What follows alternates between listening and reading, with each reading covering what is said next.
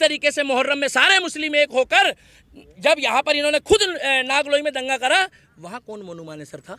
वहाँ कौन सी आरएसएस की साजिश थी? वहाँ किसने बोला कि मोनू मानेसर का नाम लिया गया? अरे के सारे 15 से 16 साल के बच्चे थे वहां पर, 15 से 16 साल के बच्चे थे, बूढ़े थे, पत्थर पकड़ा रहे थे बच्चों के हाथ में, फेंको इनके ऊपर। भारत के अंदर ये हाल कर दिया। अगर पुलिस और कानून और प्रशासन अगर हमारी रक्षा सुरक्षा नहीं कर सकता ना, तो हम स्वयं करेंगे, आप पीछे हट जाओ। वो 15 मिनट की धमकी देते थे। मेरे जब निकले हैं अपने वाहन से, इनकी गाड़ी हमारे से आधा घंटा लगभग पीछे थी, आधे से पौन घंटा, किलोमीटर के हिसाब से नहीं बता सकता, मगर जिस समय हम लोग वहां से जा रहे थे, रास्ते में हमारी गाड़ी के पीछे 2-3 बाइक वाले लगातार चल रहे थे, जो फरीदाबाद से नूह और मेवात तक थे। हमें शक तो हो रहा था कि शायद हमारा पीछा करा जा रहा है, हमारी रेकी हो रही है। हमारी किसी भी टीम के पास किसी तरीके का कोई भी ऐसा सामान और ऐसी चीजें नहीं थी। अगर होती तो हमारे पास महिलाओं और बच्चों को हम नहीं लेके जाते। केवल शोभा यात्रा थी, जो पिछले कई वर्षों से वहां पर शोभा यात्रा चलाई जा रही है, और शोभा यात्रा में जल चढ़ाया जाता है, पूजा पाठ करी जाती है, और उसके बाद उन मंदिरों से अपने अपने स्थान वापस जाया जाता है। मगर वहां पर जिस तरीके से भीड़ थी, सबके कानों में छोटे वाले वो ईयरबड लगे थे। हमारी बाइकों के साथ भी जब हमारी बाइकें रुकी है, कुछ काफिले में 4-5 गाड़ियां रुकी है, हमारी गाड़ियों के साथ एक बाइक वाला रुक के गया है, जिसने ये बताया है, वहां पर सबने देखा है कि कुछ लोग यहाँ भी रुक गए हैं, भेजो। जब हमारे को बोला गया कि ना तो आप यहाँ से निकल जाओ, पीछे पत्थरबाजी हो चुकी है, और मेरे पास एक वीडियो भी है जब हम लोग वहाँ से निकले हैं, मैं अभी वो क्लिप नहीं दिखा पा रहा मोबाइल में।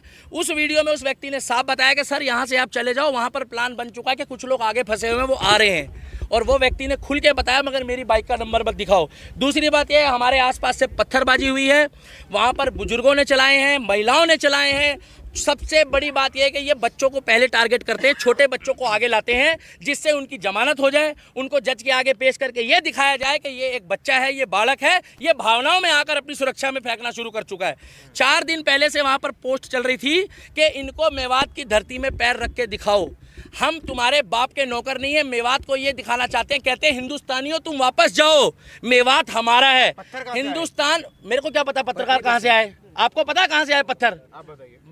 मुझे क्या पता कहाँ से आए, कैसे पत्र, इसी पत्रकारिता के चक्कर में जो है ना मजाक बनाया हुआ है। एक मिनट रुक जाओ भाई साहब, इसी पत्रकारिता के चक्कर में पत्थर उनकी छत पे थे, तो मुझे क्या पता किसका लेंटर तोड़ के लेकर आए वो। 4थी मंजिल से पत्थर कहाँ जाएंगे? कौन एक ईंट उठा के 4थी मंजिल में जा रहा है? बाइक का शोरूम लूटा जा रहा है, हिंदुओं की दुकानों को टारगेट किया जा रहा है, और केवल वहां पर जब दिख रहे हैं मुसलमान, एक जगह कहा जाता है मुस्कुराइए आप लखनऊ में हैं, और एक जगह कहा जाता है बच के रहिए आप मेवात की नगरी में हो। ये फर्क देखा जा रहा है। पूरी तरह से फेलियर था, बिल्कुल फेलियर था। अगर अनिल विज की वहां पर 700 पुलिस थी, 700 पुलिस उन्होंने बताया है, उनके हाथ में हथियार थे जो सरकारी होते हैं संवैधानिक तौर पे, वो सारे बेकार थे, बोकस थे, कहीं कोई लाठीचार्ज नहीं हुआ, वो मूक दर्शक थे। आपके पास वीडियो क्लिप है, आप देखिए। और अगर ये लोग वहां डटकर खड़े नहीं रहते, हिंदू ये वहां लड़ने नहीं गए थे, ये पूजा पाठ करने गए थे, जितने हमारे सनातनी भाई हैं इनका बहुत बुरा हाल होता। और मैं आपको गारंटी दे रहा हूं, जो सरकारी आंकड़े अभी आ रहे हैं वो सरकारी आंकड़े ठीक नहीं है। अच्छा, घटना का सारा ठीकरा मोनू मानेसर पर फोड़ा जा रहा है। वो तो बोलने को तो मोनू मानेसर पे ठीकरा कश्मीर का भी फोड़ दो, फिर अगर मोनू मानेसर ने करा है तो पश्चिम बंगाल में भी फोड़ो, हरियाणा में भी फोड़ो, उत्तर प्रदेश में भी फोड़ो, और आपका क्या नाम है जो मणिपुर में घटना हुई उसके लिए भी बोल दो। मोनू मानेसर का उस घटना से क्या लेना था? ना मोनू मानेसर हमारे साथ था, और ना हमारा सनातनी होने के नाते उस समय कोई मतलब था। हमारा मतलब केवल इतना था कि एक शोभा यात्रा थी। जिस तरीके से मुहर्रम में सारे मुस्लिम एक होकर जब यहाँ पर इन्होंने खुद नागलोई में दंगा करा, वहाँ कौन मोनू मानेसर था? वहाँ कौन सी आरएसएस की साजिश थी? वहाँ किसने बोला कि मोनू मानेसर का नाम लिया गया? अरे वो तो आपस में ही भिड़ गए। और भाई साहब, कलाम की सोच वाले हिंदुस्तान में मुस्लिम घट गए हैं, कसाब की सोच वाले बढ़ गए हैं। लिख के ले लो, 2024 में अगर मैं अभी भी कह रहा हूँ कि बीजेपी को वोट मत दो, केवल उस व्यक्ति को वोट दो जो हमारे धर्म के लिए, क्या कर रहे हो भाई, जो हमारे धर्म के लिए बात करे, जो हमारे धर्म के लिए बात करे, जो सनातन धर्म के लिए बात करे। आज उत्तर प्रदेश में हिंदू की बेटी हो, मुसलमान की हो, सिख की हो, ईसाई की हो, 3 दिन पहले मुझे खुशी हुई कि अगर वहां पर कांवड़ यात्रा के दौरान भी कांवड़ियों ने कुछ उपद्रव मचाया तो योगी मॉडल ने वहां पर उनके ऊपर भी कार्रवाई करी है। विकास दुबे कौन जाति का था?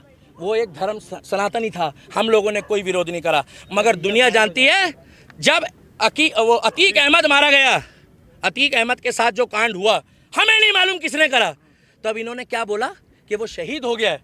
तब इन्होंने क्या बोला कि भैया वो हमारा बंदा था, इन्होंने तुरंत सपोर्ट करी। और मैं अब भी कहता हूं, अगर जुनैद के जो भी हत्यारे हैं, जुनैद और नासीन के जो भी हत्यारे हैं, उनको फांसी हो, चाहे वो हिंदू हो, मुस्लिम हो, सिख हो, ईसाई हो, क्योंकि ये खुद बोलते हैं अपराधी का कोई धर्म नहीं होता। तो हम भी कह रहे हैं अपराधी का कोई धर्म नहीं होता।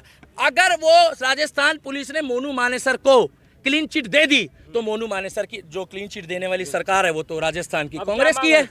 हमारी मांग एक ही है, 2024 में मुझे नहीं लगता कि बीजेपी की सरकार वहां पर खट्टर सरकार आएगी।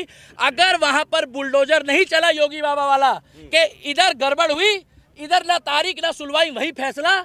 हमें चाहिए योगी मॉडल, हमें चाहिए बुलडोजर मॉडल, और हमें चाहिए योगी बाबा वाला प्रोटोकॉल।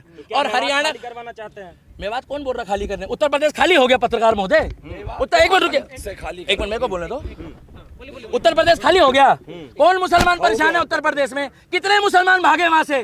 भाई साहब पत्रकार हो, अपने मुंह से जवाब दो, कितने भागे वहां से? एक भी मुस्लिम नहीं भागा है, कमा के खा रहा है। मगर फर्क इतना है कि यहाँ वाले पत्थर चला रहे हैं और वहाँ वाले डर के मारे फूल चला रहे हैं। लोग तो कहते हैं भारत का मुसलमान डरा हुआ है, इतना डरा हुआ है मुसलमान। हाँ, डॉक्टर बन रहे हैं, इंजीनियर बन रहे हैं, आईपीएस बन रहे हैं, पुलिस वाले बन रहे हैं, सीआरपीएफ में जा रहे हैं, आर्मी में जा रहे हैं, और इतने डरे हुए हैं कि करते करते में 30% आबादी हो गई। बच्चे पैदा भी डर डर के कर रहे हैं क्या ये लोग? क्या डर के खौफ में बच्चे पैदा होते हैं? कैसे सवाल? पुलिस तो वहां थी। अरे कैसी बातें कर रहे हो? पुलिस तो हमारे सामने थी। ये पूछो कि और बल कब आया है? और बल जब आया है जब वो वहां पर पूरा माहौल खराब हो चुका था, जब वहां पर लोग मारे गए। वहां पर एक मिनट लास्ट बात बोलना चाहूंगा, 2024 में हरियाणा वालों हाथ जोड़कर सुन लो, सभी एडिटर को कह रहा हूं, डॉक्टर, इंजीनियर, प्रोफेसर, आईओ, जज साहब, जो मेवात में हुआ है वो मेवात फाइल बनने की तैयारी कर दी थी इन लोगों ने, उसमें कुछ छोटी मोटी खामियां रह गई। वहां पर आज भी खेतों में हमारे हिंदू भाई पड़े हैं। मैं हाथ जोड़ के कहता हूं उनका रेस्क्यू कर लो। आज की पोजीशन में भी अगर रेस्क्यू नहीं करा तो कल तक वहां से बहुत खबर आएगी। और 24 में जो सरकार चुनोगे, हमें कोई मतलब नहीं बीजेपी को वोट मत दो या मत दो, निर्दलीय को जिता देना। मगर जो हमारे सनातन धर्म और हिंदू धर्म की बात करेगा, केवल उनको जिताना। खुफिया, एक बार पत्रकार, इन पत्रकारों का जवाब दोने दो, खुफिया एजेंसी का कहां देना? आईएसआई के एजेंट कहां पाए गए? कितने एजेंट पाएगा? इसी चक्कर में यूट्यूब और फेसबुक बदनाम हो रही है और पत्रकारिता। अब अगर कार्रवाई नहीं हुई तो खट्टर सरकार बुरी तरीके से पिटेगी और इनका फेलियर है। हम लोग 7 से 8 जने थे। जैसे ही हम लोग बरगली चौक वाले रोड पे जैसे ही हम लोग आगे की तरफ बढ़ते हैं तो हमें दिखता है कि कुछ लोग बाइक के पास खड़े हैं, 6-7 बंदे बाइक ठीक कर रहे हैं। हमें थोड़ा सा शंका हुई कि 6-7 बंदे बाइक ठीक कर रहे हैं। आगे एक ऑटो, कम से कम 10-15 बंदे ऑटो ठीक करने में लग रहे हैं। एक ट्रक, एक डंपर के आगे उन्होंने बाइक को लिटा रखा और ट्रक वाले की गर्वान पकड़ रखी है। सब एक प्री प्लान था कि एक हवा बना रहा था कि भाई लगे किसी को कि हम लोग ये हादसे में खड़े हो, लेकिन वो हादसे में नहीं थे। वो पूरा एक फ्रेम बना करके घेरने की इंतजार करते। जितने अंदर जा रहे हैं जाने दो। उसके बाद एक एक की लाश वहाँ से निकलती, और हिंदुस्तान के अंदर ऐसा हो गया कि जैसे आज से कम 20-30 साल, 25 साल, 50 साल पहले अमरनाथ की यात्रा में होता होगा या हुआ है, या जैसे कश्मीर के अंदर हुआ है, जैसे कलकत्ता में हुआ है, कर्नाटक में हुआ है, केरल में हुआ है। आज हमें पर जब बीती तो हमें लगा कि सच में ये सब मुसलमान एक जैसे हैं। आज मुसलमानों को रोडों पे उतरना चाहिए। आज मुसलमान रोडों पे उतरे जो गंगा जमुना तहजीब की बात कर रहे हैं। आज मैं कह रहा हूं अपने मुसलमानों से, देश के मुसलमानों से जो कहते हैं हम इस देश के नागरिक है, पहली बात तो तुम इस देश के किराएदार हो, मैं बोलूंगा, क्योंकि मेरे बच्चे पे बात आ गई थी। मेरे बच्चे की ना ये मौत के कारण मेरी औरत से ये बोला गया चलो डंडी उतरो। पत्थर फेंकने वालों में महिलाओं का मेरे को नहीं पता। मैं झूठ बिल्कुल नहीं बोलूंगा। मैंने अपनी नहीं जी, किसी ने भी देखी हो, मैं तथ्यों पे बोल रहा, झूठ नहीं बोलूंगा। सारे के सारे 15 से 16 साल के बच्चे थे वहां पर। 15 से 16 साल के बच्चे थे, बूढ़े थे, पत्थर पकड़ा रहे थे बच्चों के हाथ में, फेंको इनके ऊपर। भारत के अंदर ये हाल कर दिया। अगर पुलिस और कानून और प्रशासन अगर हमारी रक्षा सुरक्षा नहीं कर सकता ना, तो हम स्वयं करेंगे। आप पीछे हट जाओ। वो 15 मिनट की धमकी देते थे, मैं कह रहा हूँ 5 मिनट का मैं कह रहा हूँ, तुम पीछे हट जाओ 5 मिनट के लिए। हम अपने देश में ही बता देंगे, इस भारत के अंदर ही बता देंगे हम अपने धर्म की कैसे रक्षा कर सकते हैं। इतना कायर बुज़दिल समझ रखा है तुम लोगों ने हिंदुओं को, इतना कायर बुज़दिल। और सारे पत्रकारों से हाथ जोड़ के निवेदन कर रहे हो, सच दिखाना, झूठ मत दिखाना। पत्रकार, सोशल मीडिया के बड़े बड़े चैनल वाले ये बता रहे हैं कि हमारे से क्या सुनी हो गई, हमारी सारी पद यात्रा गाड़ियों पे थी। इस देश के लोगों को बेवकूफ बना रहे हो तुम लोग। क्या सुनी हो रही है? पथराव कर रहे, गोलियां चला रहे, पुलिस पे गोलियां चला रहे, पुलिस को दंगा करके मारे, पुलिस की गाड़ियां चला रहे, थानों में आग लगा दिए।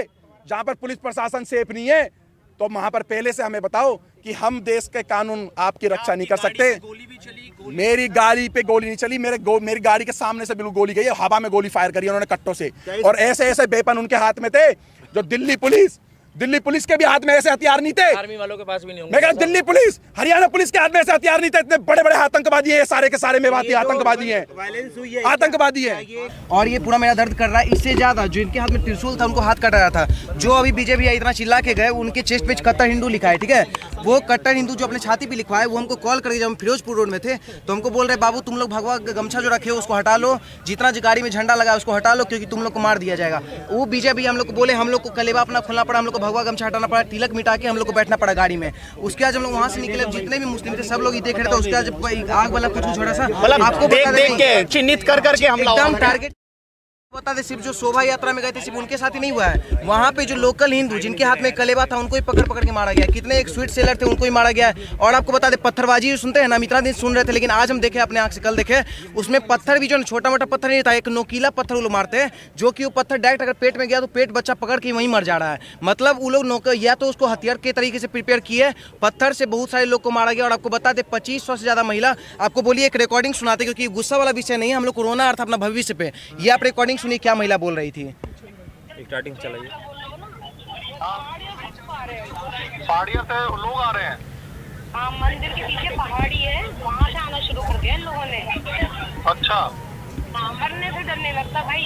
वैसे बताइए। कह रही है लास्ट में इनका एक शब्द है कि मरने से डर नहीं लगता है। पहाड़ियों से बीच बीच में मंदिर में जो घुसना वो लोग शुरू कर चुके हैं। मरने से डर नहीं लगता है, हम लोग को इज्जत का पर्वा है। और कहीं ना कहीं ये लोग मुगल काल फिर से दोहरा देते, और कहीं ना कहीं ये लोग रेप करने का भी आशंका हो रहा था। जो वहाँ पे जो दीदी थी वहाँ पे वो लोग बोल भी रही थी कि हम लोग के साथ जैसे शाम हो रहा है, शाम टाइम में ये लोग अंदर घुसते जा रहे धीरे, आप लोग कैसे बचा ली। तो अमित शाह जी नहीं कुछ भी तो एक्शन लिए थे, रेस्क्यू करवाए 3 हेलीकॉप्टर भिजवा के, लेकिन कहीं ना कहीं जैसा वहाँ का सुविधा कर्मी था, कहीं ना हम लोग के लिए एक भी प्रशासन तैयार नहीं था। और जो प्रशासन था भी वो कह रहा था वर्दी तुम ले लो, तुम लोग को अगर लग रहा है वर्दी तुम लोग सुरक्षित रहोगे तो वर्दी तुम ले लो, हम नहीं कर सकते हैं।